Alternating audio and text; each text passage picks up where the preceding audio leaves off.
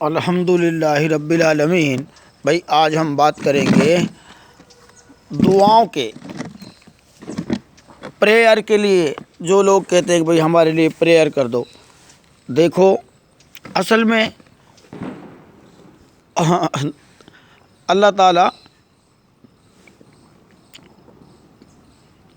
परम ईश्वर दुआओं को कबूल करता है, लेकिन ऐसे नहीं है कि फलाना तू मेरे लिए दुआ कर दे। मतलब जो भी आदमी दुआएं लेने का एक अजब अजीबो शान तरीका है। मसलन हमने किसी मजलूम की मदद की तो मजलूम जो है अपने दिल की भीतरी आत्मा से हमारे लिए दुआ देगा। तो ये ध्यान रखना, अल्लाह ताला मजलूम से बहुत ज़्यादा राज़ी होता है। तो आपकी मदद से अल्लाह राज़ी होके आपके लिए कुछ भी दे सकता है, कुछ भी दे सकता है जो आपके हक़ में अच्छी हो। तो मेरे भाई दुआएं, मेरा कहने का मतलब ये है, ली जाती हैं, बोलने से कुछ नहीं होता। क्या करना पड़ता है? मजलूम की मदद करी, किसी पड़ोसी की मदद करी, किसी कैदी की मदद करी, समझ गए ना बात को, या किसी माजूर की मदद की। तो जब आप इंसानियत को बढ़ाने की कोशिश करेंगे तो परम ईश्वर आपसे राज़ी हो जाएगा और आपके काम बढ़ते चले जाएंगे। जो आपके हक़ में परम ईश्वर को अच्छा लगे वो आपको दे देगा। दुआएं ली जाती हैं, बोलने से नहीं होता।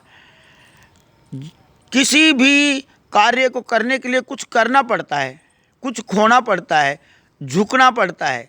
ऐसे ही दुआएं लेने के लिए हमको जो है कुछ करना पड़ेगा, कर्म करना पड़ेगा।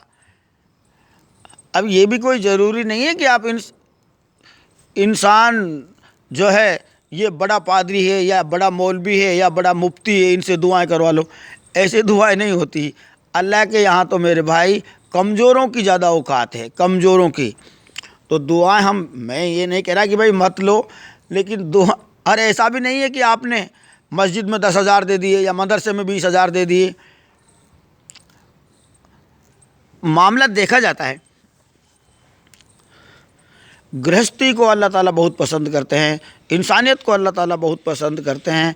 आपने अगर किसी इंसानियत को बढ़ाने का काम किया है तो परम ईश्वर आपके लिए खूब देंगे, कोई बुराई नहीं है, कोई बुराई नहीं है। लेकिन मेरे भाइयों, ऐसे तो दुआ हमने नहीं लगती देखी कि भाई ले पास्टर जी मेरे लिए एक दुआ कर दो, हो गई दुआ। अरे भाई, परम ईश्वर चाहता है कि इंसानियत उत्पन्न हो। जैसे जैन धर्म के लोग कहते हैं ना, परस्परम सहयोग जीवनाम, सहयोगी जीवन है। तो हमको एक दूसरे का सहयोग करना चाहिए। किसी को ज़रूरत हो तो उसकी ज़रूरत अगर हमसे हो सके तो पूरी करनी चाहिए। असल में परम ईश्वर जो है, अगर न्याय में कोई विघन डालता है उससे बहुत नाराज़ है, और न्याय में अगर हक बात कहता है तो उससे बड़ा राजी होता है। तो मेरे भाइयों, दुआएं ली जाती हैं, कहने से कुछ नहीं होता, कुछ कर्म करने पड़ते हैं। कर्म तेरे अच्छे हैं तो गीता तेरी दासी है, और माँ बाप तेरा जिंदा तो ही मथुरा और काशी है। अब यार, एक बूढ़ा माई बाप है। अब माई बाप तो अपने औलाद के लिए ही दुआ देते हैं ना। लेकिन मेरे भाई, अगर आप उनको छोड़ देंगे, नकार देंगे, उनकी नहीं सुनेंगे, तो वो आपको दुआ क्यों देंगे?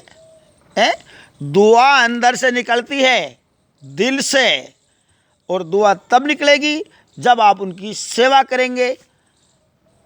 ऐसे ही माजूर है, मजलूम है, यतीम है, अगर आप इनके लिए कोई कार्य करेंगे तो अपने आप दुआ निकल जाएगी। मेरा कहने का मतलब यही है कि हमको इंसानियत बढ़ानी है। जितनी हम इंसानियत बढ़ाएंगे, उतने ही इंसानियत को जगाएंगे, तो उतनी ही जो है परम ईश्वर हमारी सुनेगा। और ऐसे तो मेरा भाई दुआ नहीं होती, ना रुपयान से, ना पैसानसु, ना धेलिनसु। और कहने का मतलब ये है, बड़ा बनने से, बड़ा आदमियों के पास जाने से दुआ नहीं मिलती है भाई। बड़ा कौन होता है? जो इंसानियत को उत्पन्न करे। परम ईश्वर इंसान को बेहतर बना रहा है, फिर तुम उसको रोकते क्यों हो? और तुम रोकने वाले होते कौन हो? इंसान तो अल्लाह ने उसको बड़ा बनाया है। मेरे भाइयों, दुआएं ली जाती हैं, दुआएं कराई नहीं जाती, दुआएं ली जाती हैं। और मैं आपको सच बता रहा हूँ, ये परम ईश्वर के इंसान की बहुत वैल्यू है। परम ईश्वर के इंसान की बहुत वैल्यू है। और जो इंसानियत उत्पन्न करता है उससे परम ईश्वर राजी होता है। और परम ईश्वर के पास, अल्लाह के पास सब कुछ है, सब कुछ है, ये ध्यान रहे। वो कुछ भी दे सकता है। और दुनिया की औकात तो ख़त्म होने वाली है, दुनिया ख़त्म होने वाली है, लेकिन कर्म कभी ख़त्म नहीं होते, ये ध्यान रहे। अमल कभी ख़त्म नहीं होते, वो अमर होते हैं, अमल अमर होता है। ये तो आप भी जानते हैं कि अमल से ही आदमी जो है, कर्म से ही मौत पे विजय प्राप्ति करेगा। तो मौत बहुत बड़ी चीज़ है, लेकिन इस पर विजय प्राप्ति इंसान का लक्ष्य है, ये ध्यान रहे। और मौत की मुहर लग जाती है तो भी, जिसको हम मुस्लिम लोग कब्र कहते हैं, हाँ, मरने के बाद में जहाँ भी रहता है वहाँ भी कर्म काम आएंगे।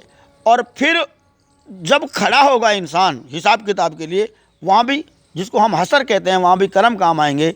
पुले सिरात पे भी कर्म से ही गुजरा जाएगा, और जहन्नुम से भी कर्म से ही बचा जाएगा, और जन्नत में भी कर्म का ही बदला मिलेगा। वो एक अलग प्रक्रियाएं हैं कि अगर हम किसी के तले फंस जाए, मान ले शैतान के तले फंस गए, तो हमारे कर्म जाया हो जाएंगे, वो एक अलग मसला है। लेकिन अगर हम अच्छे कर्म करेंगे तो आप भी जानते हो, अगर हम अच्छे कर्म करेंगे तो ये तो आप भी जानते हो कि हम जो है इंसानियत वाले रास्ते पर चल जाएंगे। एक के बाद एक कर्म मिलता हुआ, एक के बाद एक अमल मिलता हुआ, और हम कामयाबी की तरफ पहुंच जाएंगे, परम ईश्वर की तरफ पहुंच जाएंगे। और मेरे भाइयों, मेरे दोस्तों, मसला चल रहा था दुआ का, तो दुआ कराई नहीं जाती बल्कि ली जाती है। ऐसा काम करो, ऐसा कर्म करो कि लोग हमें दुआएं दें। क्यों कीजे ऐसो यतन जासू काज न होए, पर्वत पर खोदे कुआ कैसे निकसे तोए। मसलन अगर हमने किसी, अरे वो पहले ही बहुत पैसे वाले हैं, उनके पास कोई कमी नहीं है, उनके पास हम जा रहे हैं चला के। मसलन कोई पादरी है, मौलवी है, मुफ्ती है, मंत्री है, और बड़े बड़े ओहदे वाले हैं, अरे उनके पास कमी क्या है भाई? उनसे तुम दुआ करा रहे हो तो ऐसे समझो जैसे पर्वत के ऊपर कुआं खोद रहे हो। हाँ, अगर आपने किसी माजूर की, मजलूम की, यतीम की, गरीब की, पड़ोसी की, माँ बाप की, असहाय लोगों की मदद की, या और भी मखलूकों में कई मखलूक हैं जो ऐसा है जिनसे परम ईश्वर राजी होता है। जब आप कमज़ोरों की मदद करते हैं तो परम ईश्वर राजी होता है। अरे मदद करो कमज़ोरों की, कमज़ोर देंगे दुआएं, परम ईश्वर देगा आपको। आप घबरा क्यों रहे हो? तो मेरे भाइयों, अच्छे कर्म ये इंसानियत की पहचान है, और दुआ लेने का तरीका है, जन्नत में पहुंचने का तरीका है, स्वर्ग तक का रास्ता है। अल्हम्दुलिल्लाह रब्बिल आलमीन। ज़्यादा कहना से भी कुछ होता तो है नहीं। मेरी समझ में यही नहीं आती कि लोग देखते ही नहीं है अच्छी बातों को, तो लोगों को तो देखनी है तो हवा हवा ही देखनी है। खैर बहरहाल जो भी है, हमको दुआएं लेनी हैं बस। अल्हम्दुलिल्लाह रब्बिल आलमीन।